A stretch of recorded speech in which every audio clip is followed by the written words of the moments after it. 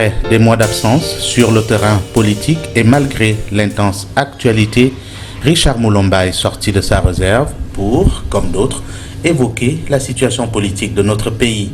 Il a bien fallu saisir l'occasion de la célébration du 3e anniversaire de cette formation politique pour effectivement se prononcer sur l'avenir du parti, sur l'avenir du Gabon, mais surtout sur l'implication de l'Alliance pour la Nouvelle Renaissance dans cette quête de libération nationale en mettant en place des institutions fortes. Dans l'opposition, il s'inscrit depuis toujours, ayant fait ses armes pendant plus d'une décennie avec ses anciens amis de l'Union du peuple gabonais. Richard Moulomba pense pouvoir proposer une alternative pour le Gabon. Dans une salle comble du 5e arrondissement de Libreville, on peut le dire, dans un discours long et ponctué de symboles, le président de l'ARENA a démontré que le Gabon a besoin d'une nouvelle forme de gouvernance qui garantirait des chances équitables à tous les citoyens ayant longtemps souffert, dira-t-il, d'un système qui a noyé pendant des décennies l'opposition, mais qui n'a pas forcément tenu compte du reste des Gabonais, à en croire les écarts criards entre les différentes couches sociales. La situation pourrait changer si toutefois la classe politique venait à mettre sur le terrain des valeurs et des stratégies, une vision claire dans la façon dont le Gabon doit être géré pour nombre de générations ayant longtemps souffert des agissements peu honorables. Une récente étude menée au Gabon par un doctorant en sociologie révèle que 91% des agents publics avouent avoir décroché leur emploi grâce à l'appui d'une connaissance. Dans le privé, ce taux se situerait autour de 62%.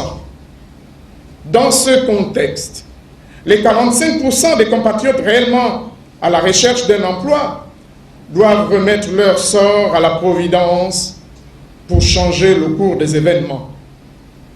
Et l'ambiguïté qui entoure le contrat emploi jeune, annoncé à grande pompe à l'issue des assises sociales, n'augure rien de bien meilleur.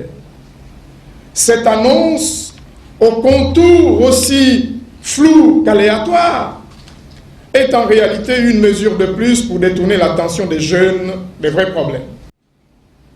D'abord parce que ceux qui octroient les marchés publics sont les mêmes, et vous le savez, chers compatriotes, qui détiennent des intérêts colossaux dans la plupart des majors, principal adjudicataire de la commande publique.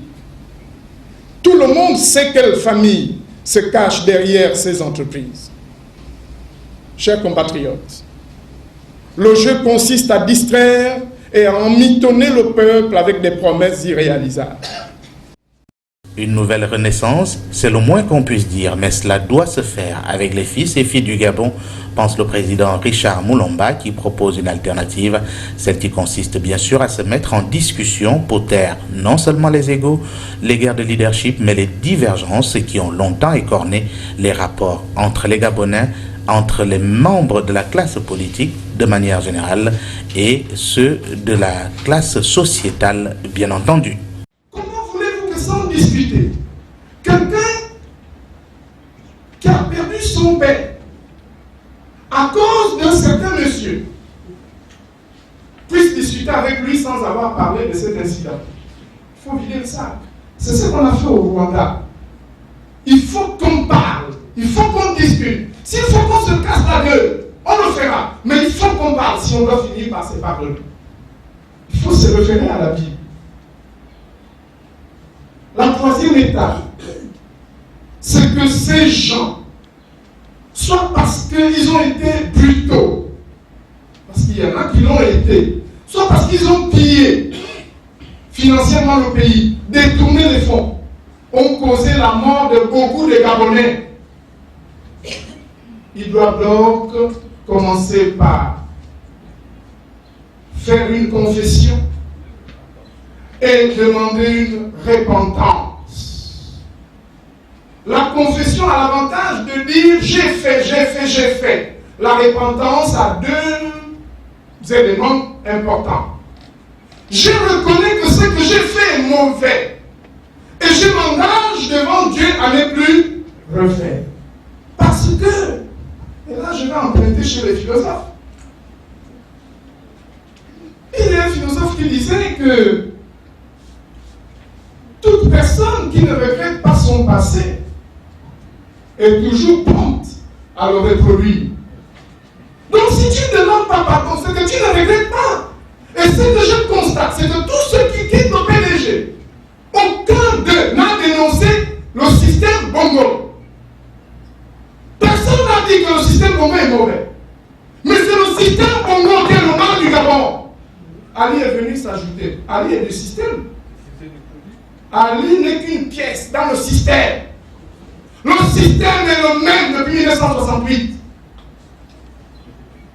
Le système Bongo est le mal du Gabon.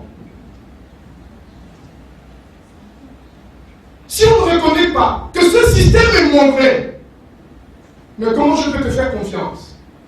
Nous nous sommes fait mutuellement du mal. Il faut qu'on se parle pour se pardonner. Il faut qu'on vide nos actes. Il n'est plus important aujourd'hui de se disperser, pense le président de l'ARENA. La solution est détenue par les Gabonais eux-mêmes qui doivent comprendre qu'il ne faut surtout pas céder à la résignation. Beaucoup de Gabonais ont intérêt à ce que l'histoire de notre pays soit triturée, ne soit pas connue. Beaucoup aiment nager dans le faux. Parce que, à la place de l'histoire, ils veulent qu'on raconte des histoires. Et les histoires, c'est fait pour distraire. Il n'y a aucune vérité dedans. Et c'est ainsi qu'on a amené une nouvelle notion de bons bandits et de mauvais bandits. De bons voleurs et de mauvais voleurs. De bons assassins et de mauvais assassins. Mais depuis quand un assassin est-il bon? Un voleur est bon. Oh non, comme c'est lui et que je mange avec lui, non, lui c'est un bon bandit. Ah bon? Mais c'est grave. Et notre société est morte à cause de ça. Un bandit aux yeux de Dieu est un bandit.